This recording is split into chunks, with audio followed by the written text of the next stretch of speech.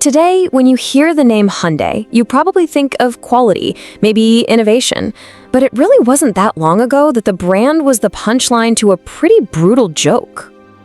Yeah, you've probably heard it. People used to say the best way to double a Hyundai's value was to fill it up with gas. Ouch. The joke was, of course, that the fuel was literally worth more than the car. That's how bad their reputation was. And yet, fast forward to today. Believe it or not, the Hyundai Motor Group is now the third largest automaker in the world. I mean, they're bigger than giants like Ford and GM. So how on earth does that happen? How do you go from being a punchline to a global powerhouse? Well, the answer doesn't start in some high-tech factory. It starts with a farm boy who just refused to give up. Okay, let's go way back. The year is 1915. We're in a tiny village in what is now North Korea. And this is where Hyundai's founder, Chung Ju-young, is born. And when I say born into poverty, I mean extreme poverty. As the oldest of 7 kids, he had to drop out of school to work on the family farm. It was this life of just back-breaking labor that barely kept them from starving. But Chung, he was absolutely determined that this was not going to be a story.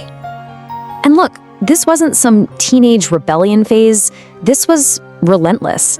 I mean, the guy escaped from home 4 separate times. Can you imagine? The first 3 times, his father hunted him down and dragged him all the way back home. But that 4th time? At 19 years old, he finally made it out for good. And just to give you an idea of what he was up against, his own father told him this.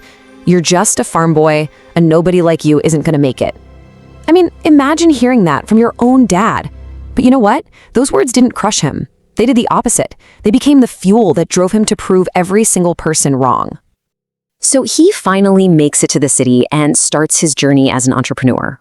And almost immediately, this vicious cycle starts to emerge. He'd find a little bit of success, and then boom, absolute catastrophe. I mean, check this out. First, he gets a rice store and turns it into a massive success, only for the Japanese government to shut him down. So he starts a car repair shop, the Auto Garage. It's thriving. Then a fire burns the whole thing to the ground, leaving him in a mountain of debt. So what does he do? He gets another loan, rebuilds it even bigger, and just when it's taking off again, the government seizes it for the war effort. I mean, he just kept getting knocked down, over and over. All right, so after World War II, Korea finally gains its independence. Chung, of course, jumps right back in and reopens his auto shop. But this time, he gives it a new name, Hyundai. It means modern. But he was smart. He realized pretty quickly that the real money wasn't in fixing a few cars here and there. It was in rebuilding the entire country.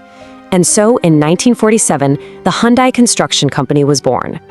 And this is where we get to the project that should have been his big break. After the Korean War, the government needed to rebuild fast. Hyundai lands this massive contract for the country's biggest project, restoring the Gojeong Bridge. This was it. This was the project that was supposed to make the company. Instead, it almost completely destroyed it. Let's be real. Chung was in way over his head. He didn't have the experience, he didn't have the right equipment, he just didn't have the know-how for something this huge. And to make things 1,000 times worse, runaway inflation just completely devoured his budget. He ran out of money. I mean, his family had to sell their own houses just to pay the workers. They were left with an insane amount of debt. And the humiliation was just crushing. His competitors were openly laughing at him, saying things like, "What does a guy who only finished 6th grade know about inflation?" They said he had it coming. He wasn't just broke, he was a national joke. For pretty much anyone else, this would have been the end of the story. Full stop. But it wasn't the end, not for him. In fact, this absolute catastrophe became the single most important lesson of his entire life. He literally called it his expensive lesson. He learned everything the hard way, about contracts, about inflation, about needing the right equipment. And here's the kicker, because he somehow finished the bridge, even at a massive loss, he earned major credibility with the government. And that government credibility, it was everything. See, at the time, South Korea was pouring support into these huge family-run conglomerates called chaebols. The whole idea was to rebuild the nation as fast as possible. So now you have Hyundai, armed with these brutal, hard-won lessons from the bridge failure, and they're backed by the government. They were perfectly positioned to just dominate the coming construction boom. But even while Hyundai Construction was becoming this global giant, Chung never forgot his first love, cars. So in 1967, he finally did it. He founded the Hyundai Motor Company. And his first partner was a huge one, Ford. But this partnership was doomed from the start. They had completely different visions. Ford basically just wanted to use Hyundai as a source of cheap labor to build cars for the Korean market. No tech sharing, no partnership. But Chung? Oh no. He saw them as equal partners, building a global brand together. He was so furious, he just ripped up the contract and decided, fine, I'll do it myself. So he scrambles, right? He gets Mitsubishi to supply the engines and hires a bunch of top European engineers for the design. And the result was the Hyundai Pony, the very first mass-produced Korean car. And in South Korea, it was a smash hit. But then he tried to bring it to America and slammed right into a wall.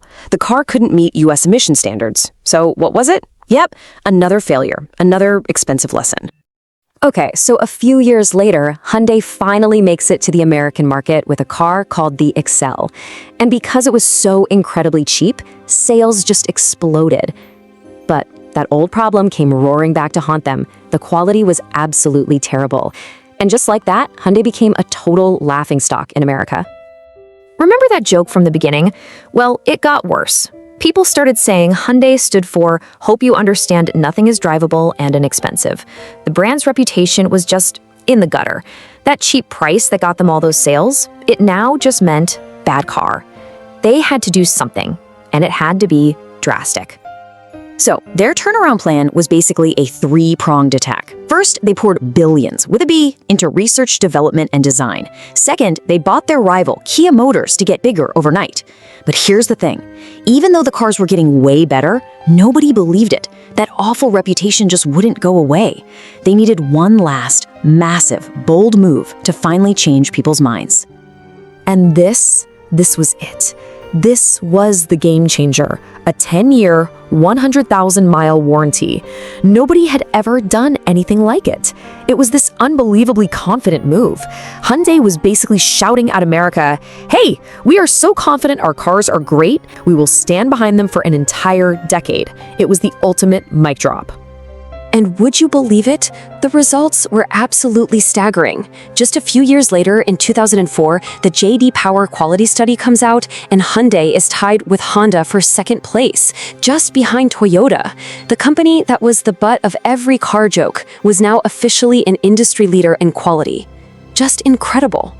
So when you look back at this entire insane journey, the escapes from home, the bankruptcies, the fires, the public ridicule, you have to ask, what was the secret? What was the core idea that fueled this absolutely impossible transformation?